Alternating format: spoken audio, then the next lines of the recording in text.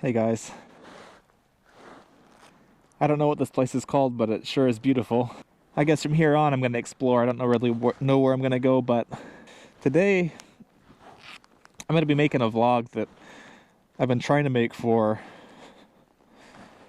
a long time. Probably since I started riding a motorcycle, it's one that I've been trying to do. You know, at least in Japan. One that I haven't been able to get through without crying or getting too emotional, but you know, I feel like today is the day where I gotta do it because the anniversary of my best friend's death is gonna be next week, and I feel like I owe him something. You know, a lot of people paint pictures to remember people, some people write songs, write poems. You know, I'm not good at any of that. I just wanna do what I can to help remember this guy. Oh, cool. I'm gonna go up here.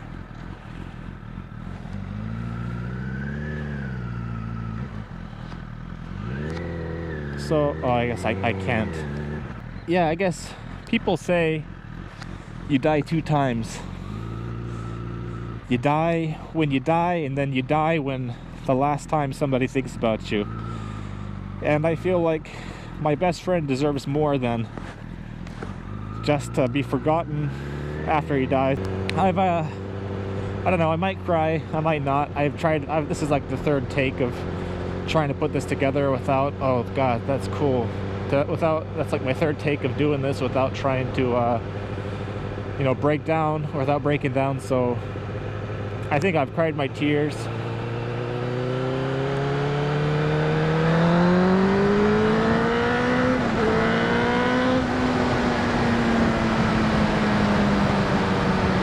Cried my tears. I think I can just get through this without making a fool out of myself. So his name was Yu Sugiyama. He was my age, and I only had the pleasure of knowing him for about 6 months, but he changed my life more in 6 months than I can say for almost anybody else in my life. You know, and people have been in my life for a long time that haven't affected me as much as he has. But you know, he was with me for just a short while, but I am definitely who I am because of him.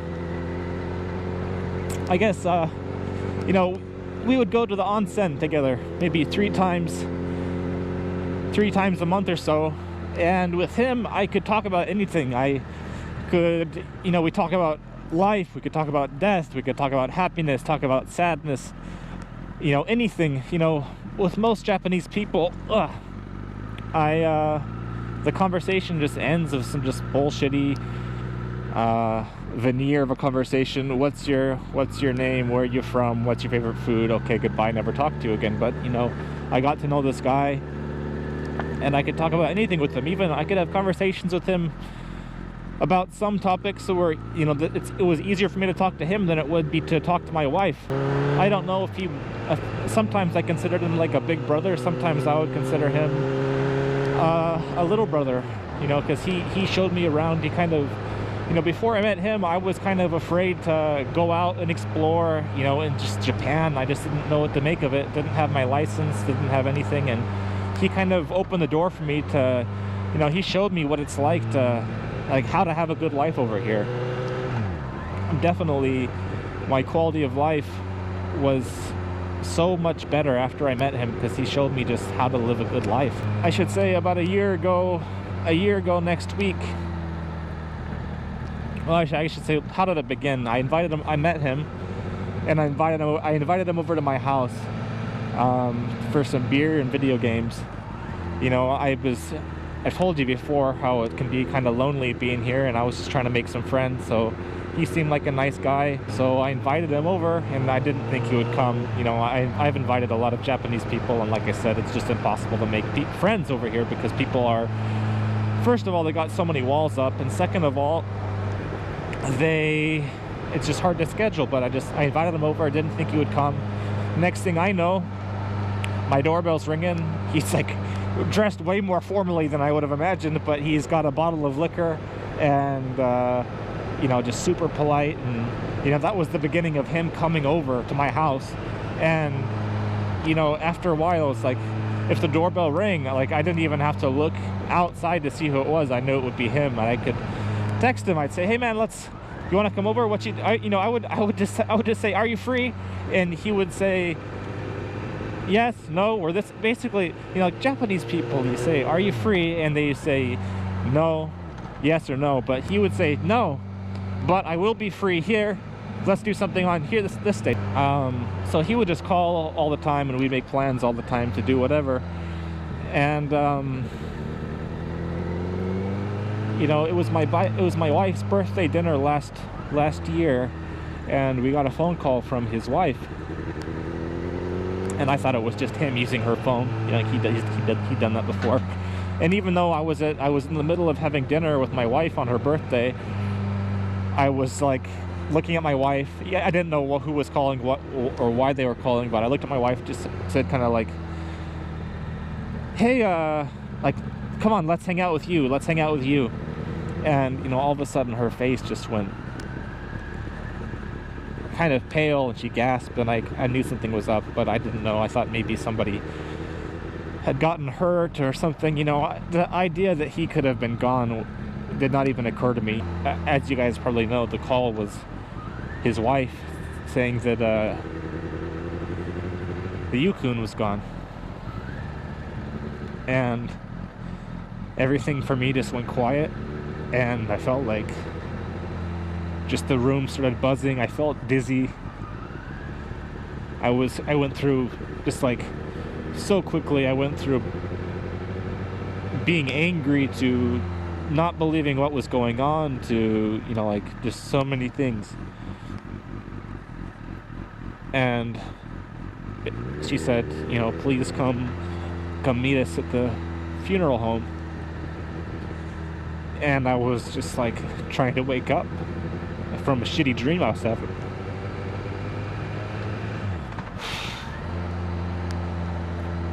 So we go to the funeral home, and his wife is there, and you know, when Yukun was around, she was always emotional. They were trying to have a baby, and it wasn't working out for them, and he would tell me often that she would cry and cry because they couldn't have a baby together.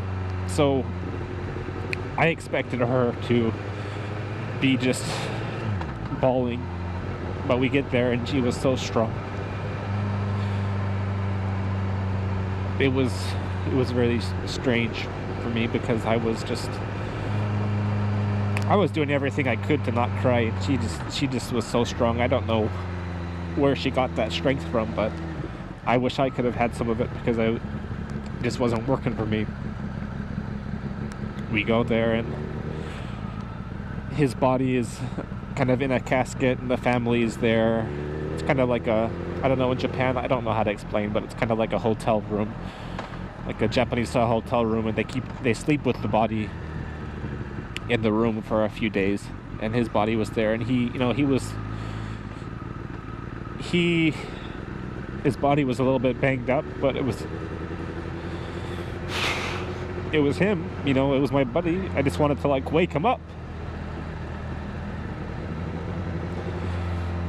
Just want to be like, fuck it. Like I was expecting him to be like, I thought it, you know, like I expected it to be some sort of elaborate prank on him or on me or something. Oh, this mailman is tearing it up.